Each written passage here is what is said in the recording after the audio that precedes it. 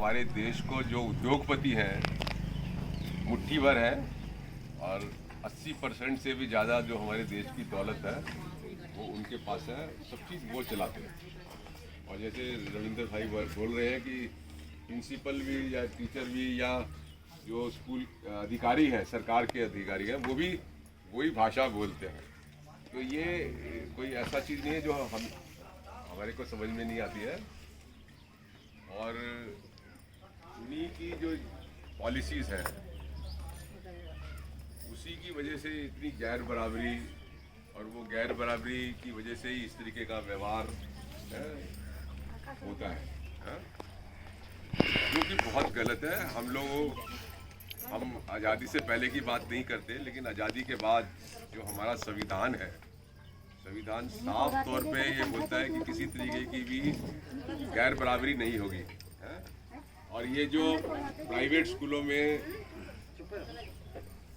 कमज़ोर वर्ग के बच्चे दाखिल करने की बात है, ये भी संविधान से निकलती है कि सबको समान शिक्षा का अधिकार है। और जो कमज़ोर वर्ग से हैं, क्योंकि वो उनके पास पैसे नहीं है आपके स्कूल में आने के लिए, तो सरकार उसका पैसा देती है। ऐसा नहीं है कि सरकार पैसे नहीं देती इनको, कानून के अंदर सरकार इनको हर एक बच्चे के पैसे देती है। दिल्ली के अंदर तो 1700 रुपये एक महीने का एक बच्चे का सरकार निजी स्कूल को देती है, ये RTE के एडमिशन। तो ये लड़ाई इतनी आसान नहीं है, लेकिन असंभव भी नहीं है, और ये लड़नी भी बहुत जरूरी है। दिल्ली के अंदर ये आपका RTE तो 2009 में आया ना, उससे पहले हमने 2004 में दिल्ली में इसको लागू कराया। ये समझने की बात है। और क्यों लागू कराया कि कुछ निजी स्कूलों को सरकार ने ज़मीन दी हुई थी, बहुत 2000 रुपये एकड़ पे, 3000 रुपये एकड़ पर ज़मीन दी हुई थी, और उसमें भी 1/3 1 रुपये में दी हुई थी। और उसके साथ ये शर्त लगाई थी कि बच्चों को 25% बच्चों को गरीब फैमिली के जो बच्चे हैं उनको आपको दाखिला देना। और वो मतलब सालों साल से नहीं दे रहे थे। तो मैंने ही हाई कोर्ट में केस किया था, और उसके बाद 2004 से ये सिलसिला शुरू हुआ। और मुझे गर्व है अपने ऊपर भी, आप लोगों के ऊपर भी, ये कहने में कि हाई कोर्ट के दबाव से सरकार हरकत में आई और कम से कम 350 स्कूल दिल्ली के जो बड़े बड़े स्कूल हैं उनको दाखिला देना पड़ा, बड़ा रो पिट के। और वहाँ पर भी शुरू में ये सारी समस्याएं आई। जो हमारे कमज़ोर वर्ग के बच्चे थे RTE वाले, उनका जो बैच था उसमें W लिख दिया। W का मतलब कमज़ोर वर्ग। उनकी ड्रेस अलग कर दी, उनको पीछे बैठा दिया, उनके साथ उल्टा सीधा बात करने का कर दिया। और कई स्कूलों ने तो क्या करा, जो उनका नॉर्मल स्कूल था, जब वो ख़त्म होता था तो उसके बाद उनके स्कूल के बाद उन बच्चों का स्कूल लगता था। तो और भी बहुत सारी प्रॉब्लम हमको देखने को मिली, लेकिन हमने उसको संघर्ष से, कोर्ट में शिकायत करके, धरना दे के, अखबारों में उनके खिलाफ छाप के, सरकार से शिकायत करके, सरकार पे दबाव डाल के, आज दिल्ली के अंदर अभी भी मैं ये नहीं कह सकता कि बिल्कुल भेदभाव नहीं होता होगा स्कूलों के अंदर, लेकिन मैं कह सकता हूँ कि 95% जो है ना वो नहीं होता। और अगर कहीं होता है तो हम लोग एकदम हरकत में आते हैं स्कूल के खिलाफ।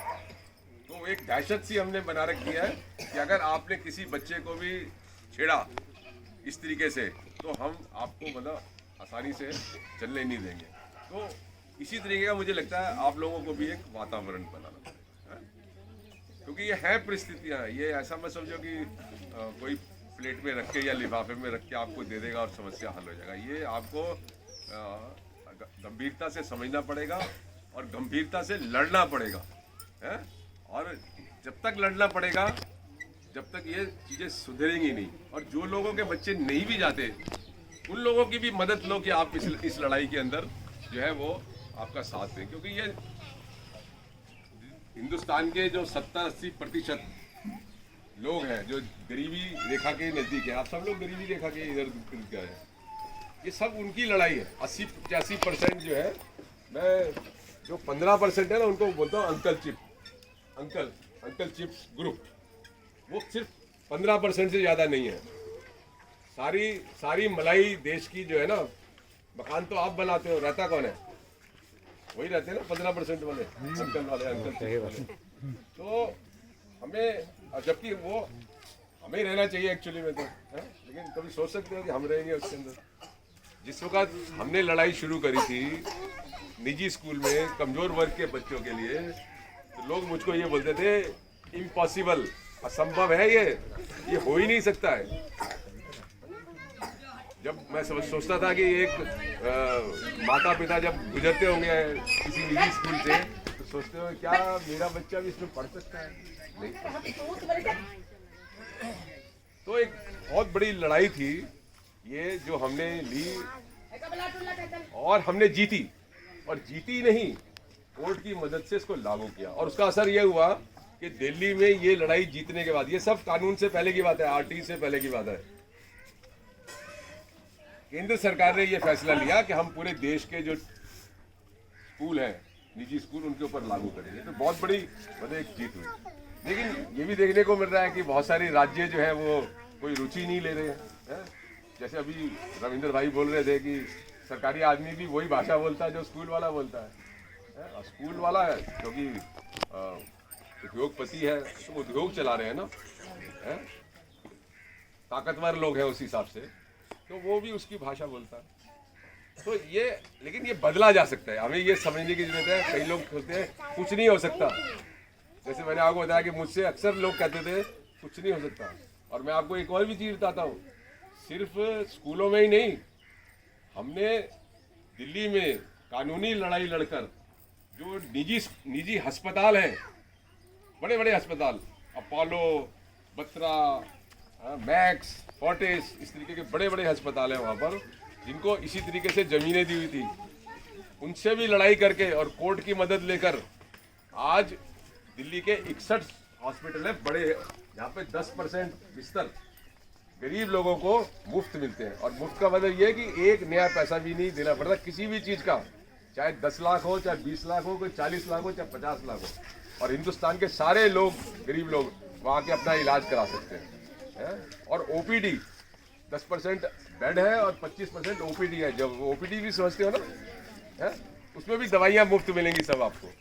तो ये दोनों चीज़ों के लिए मुझको बोला जाता था कि असंभव है ये, लेकिन ये संभव हुआ और आज दौड़ रहा है।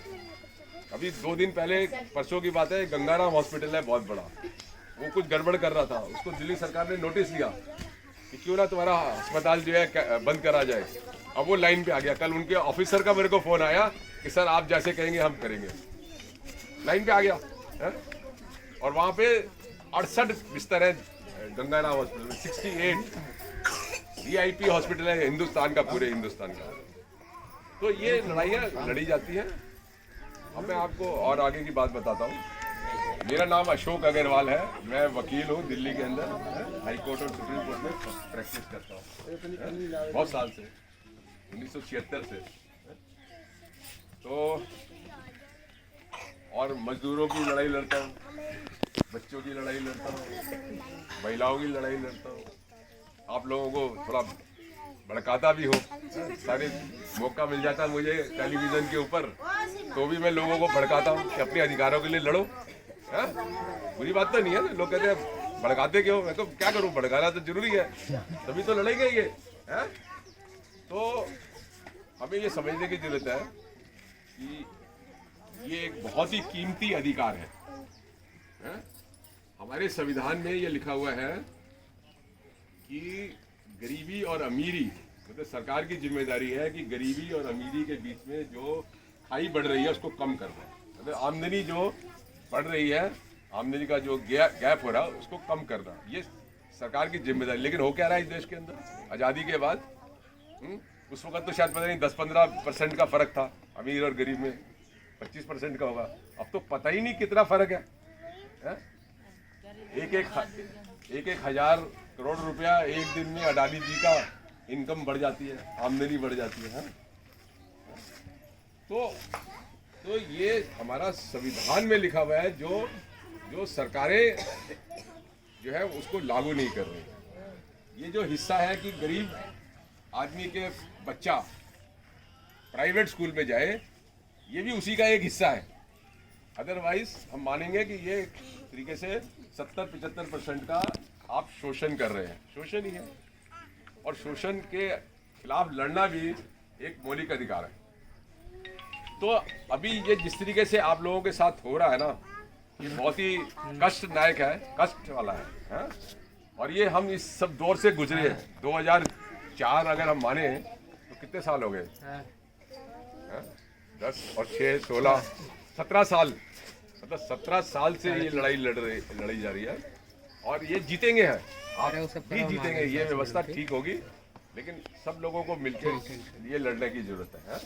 और इस पे हम कोर्ट में भी जा सकते हैं, इनके खिलाफ कोर्ट में भी जा सकते हैं, इनके खिलाफ, सरकार के खिलाफ और स्कूल के खिलाफ, कि इस तरीके का आप करते, क्योंकि कानून में लिखा हुआ है कि किसी तरीके का भी भेदभाव नहीं करेंगे ये बच्चों के बीच में, ये लिखा हुआ है किसी तरीके का, और किसी तरीके का पैसा भी नहीं लेंगे ये, ठीक है। तो इसलिए आप लोगों को और भी मजबूती के साथ, और रविंदर भाई और इनके साथी जो है वो आप लोगों के साथ है, तो ये सब मिलकर करेंगे। और काफ़ी कर रहे हैं, मुझे बताया इन्होंने कि धरने दिए, चिट्ठियाँ लिखी, दफ्तर गए, तो ये सब ऐसा नहीं, ये बेकार नहीं जाता। मैं आपको बताता हूँ, बेकार नहीं जाता, ये सब संघर्ष के हिस्से हैं। किसी से टेलीफोन पे बात करना भी संघर्ष का हिस्सा होता है। जब आप किसी महिला को फोन करते हो, कहते हो कल जरा धरने पे आ जा, तो ये भी एक संघर्ष का हिस्सा है। छोटी छोटी चीज संघर्ष का हिस्सा होती है, और ये छोटी छोटी बनकर एक बहुत बड़ी चीज बन जाती है। तो ये इन सब चीज़ों का जो आपका है एकदम गैर कानूनी आपके साथ हो रहा है, बिल्कुल, और इसके खिलाफ, इनके खिलाफ जो है एक्शन होना चाहिए, है ना, ये मेन बात है। और दूसरा ये कि हमारे बीच में बच्चे बहुत सारे बैठे हुए हैं जो गवर्नमेंट स्कूल के भी हैं, और जैसे भी बता रहे, आपने क्या नाम बताया था बेटे? हाँ, रूपा गौतम। रूपा ने बताया कि उनका टीचर तो पढ़ाते हैं, लेकिन वहाँ पे जो साफ सफाई है वो बिल्कुल नहीं है, और वो कह रही हैं कि हमने तो मतलब आते ही नहीं। तो बड़ी अजीब बात है, और तो इसलिए ये मतलब सब बड़ी गंभीर बात है। और एक चीज़ हमें ये समझनी चाहिए कि ठीक है मैडम, सुन लो, एक मिनट प्लीज सुन लो, मैं 10 मिनट में चला जाऊंगा। ये हमें समझना चाहिए कि एक तो आप देखोगे कि आपके 4 बच्चे हैं, तो 4 के 4 तो दाखिल होते नहीं है, लॉटरी में निकलता है जिसका भी है ना। और फिर 2, अगर 2 चले गए तो 2 कहाँ जाएंगे? सरकारी में। और अभी आप कौन सी मैडम बता रही थी कि हम परेशान हो गए, साल भर हमारे साथ जाती हुई, और हमने, कौन बता रहा था? आप बता रहे थे, क्या नाम है आपका? सुनीता लोधी। 3 बच्चे हमारे ITI में। हाँ, सुनीता लोधी बता रही थी कि हमने मतलब इतनी ज़्यादा परेशान हो गए कि हमने बच्चे को निकाल लिया। तो ये बहुत यहाँ मिलती नहीं है, बोल चौराहे पे घर में किराया 150 में। तो ये बात हम सब लोगों के लिए शर्मनाक बात है, सब लोग, पूरे देश के लिए शर्मनाक बात है।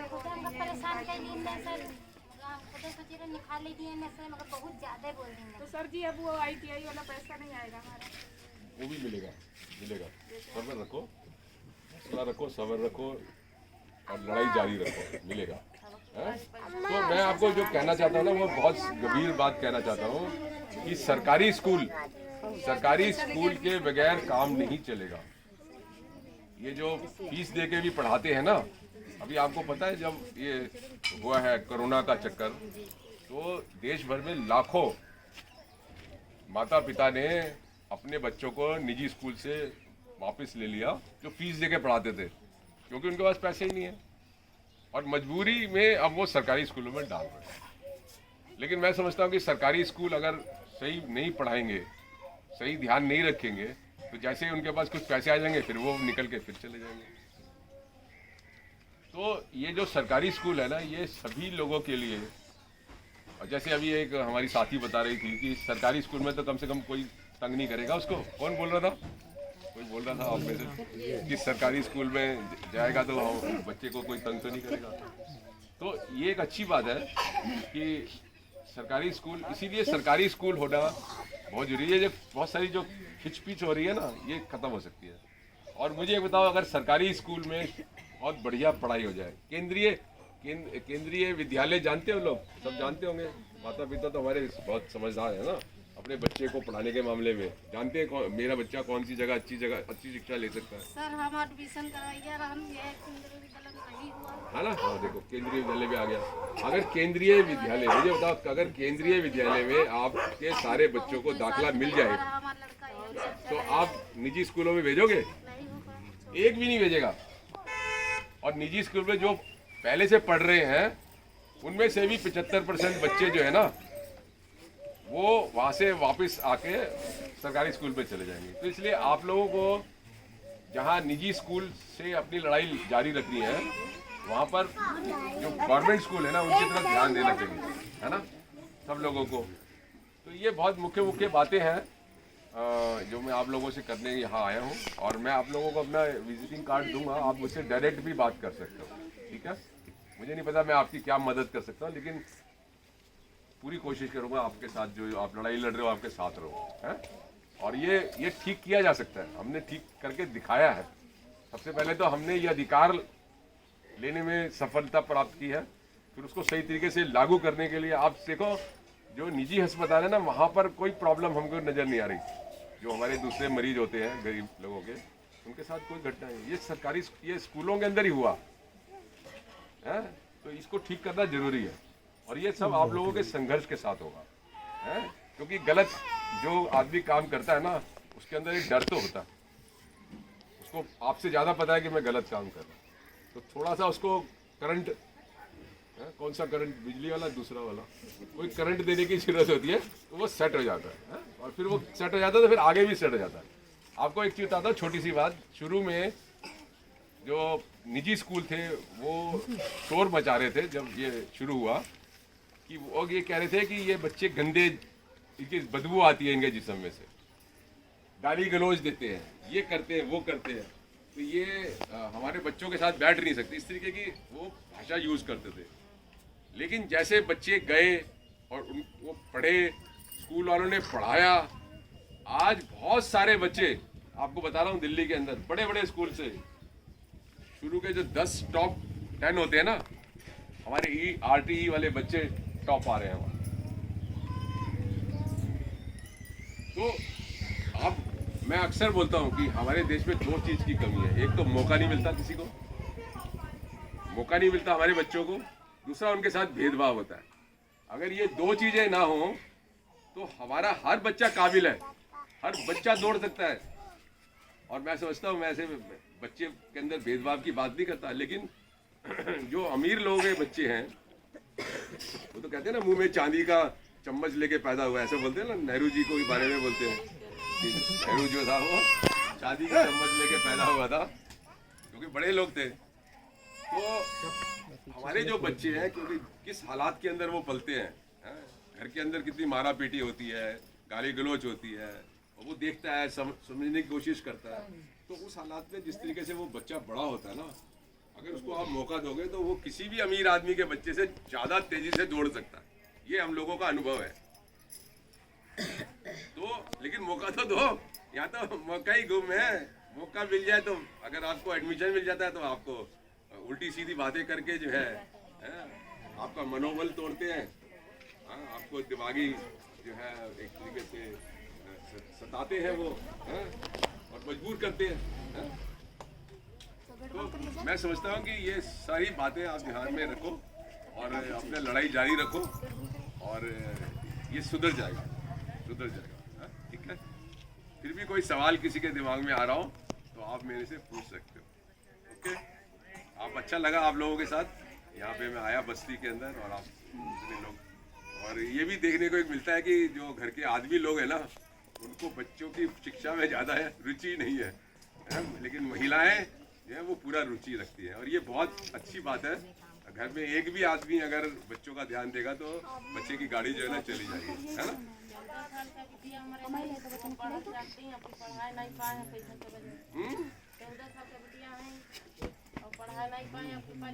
स्कूल में डालो ना, स्कूल में डालो। स्कूल में कोई स्कूल दाखिला देने से मना नहीं कर सकता। सरकारी स्कूल में डालो, और सरकारी स्कूल को ठीक करो, है। अगर इनके टॉयलेट ठीक नहीं है तो जाके एक दिन धरना दो, वहाँ पे बैठो। अब निजी स्कूल पे तो जाते हो, सरकारी स्कूल पे गए हो कभी? वहां जाके धरना दो उसको है। और बच्चों में आप लोगों को खासकर कहता हूँ कि आप खुद अपनी लड़ाई लड़ो, माता पिता के ज्यादा भरोसे मत रहो। अभी दिल्ली के अंदर मैं आपको बताऊं, एक दो किस्से बताता हूँ कि एक बार कुछ प्रॉब्लम थी, पता नहीं पंखे नहीं थे क्या था, सारी लड़कियां एक स्कूल की आगे सड़क रोक ली, अगले दिन सारे पंखे लग गए। और मुझे याद है एक बार बच्चों ने पोस्ट कार्ड लिखे थे, मैंने लिखवाए थे, तो वो जब हमने चीफ मिनिस्टर को भेजे या गवर्नर को भेजे, तो वो जब डिपार्टमेंट में आए तो प्रिंसिपल के पास आए। प्रिंसिपल इतना परेशान हो गया, उसने सारे संडे को पेरेंट्स को बुला के कहा कि आप लिख दो कि यहाँ सब कुछ ठीक है। ना कैसे लिख दें, जब ठीक नहीं है तो कैसे लिख दें? उसका असर ये हुआ कि अगले 24 घंटे के अंदर बहुत सारी समस्याएं जो है ना, तो ये क्या दिखाता है कि अगर आप शोर नहीं मचाओगे, डर के रहोगे, कुछ नहीं होने वाला। कहते हैं ना, अगर बच्चा रोए नहीं तो माँ दूध भी नहीं पिलाती, कहते हैं ना सर, पता नहीं मुझे असलियत है या नहीं है ये है? तो इसका मतलब उस बच्चे को, उस मासूम बच्चे को भी शोर मचाना पड़ता है अपने अधिकार के लिए, तब माता की आत्मा जो है ना, मतलब नींद खुलती है। तो आप ये समझ लो, ये तो कौन होता है वो सोता रहता है, रावण का जो भाई है, ये तो कुंभकर्ण के भी बाप है। तो इनको जगाने के लिए आपको कितनी मेहनत करनी पड़ेगी। रामलीला में देखते हो क्या क्या करना पड़ता है कुंभकर्ण को जगाने के लिए। तो ये भयंकर कुंभकर्ण है तो लेकिन इनको जगाना पड़ेगा, ठीक है। तो आप लोगों का शुक्रिया, धन्यवाद है, आपने बड़ी शांति से मेरे को सुना है? नहीं तो बड़ा मुश्किल होता है कि दो महिला चुप बैठे, ये भी बड़ा मुश्किल करता है ना।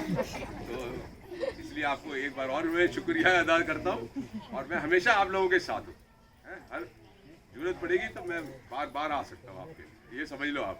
ऐसा नहीं है कि मैं, लोग अक्सर बोलते हैं कि अब आप आए हो तो पता नहीं कहाँ मुड़ जाओगे आप। हम उड़ने वाले नहीं हैं, हम जमीन के साथ जुड़े हुए हैं। हमने, आपने देखा, हमने कुर्सी नहीं इस्तेमाल करी, आपके साथ बैठे, क्योंकि हम कुर्सी वाले लोग नहीं है ना। तो ये खुद भी बताता है कि हम आपके साथ हैं, ठीक है। थैंक यू, धन्यवाद।